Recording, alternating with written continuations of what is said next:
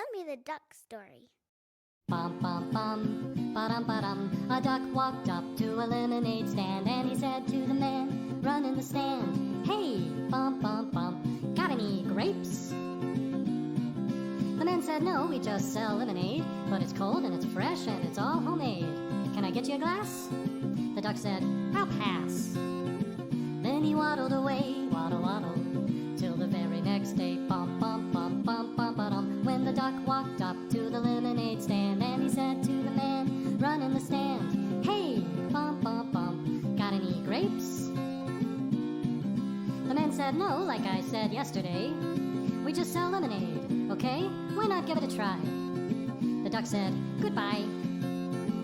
Then he waddled away, waddle, waddle. Then he waddled away, waddle, waddle. Then he waddled away, waddle, waddle.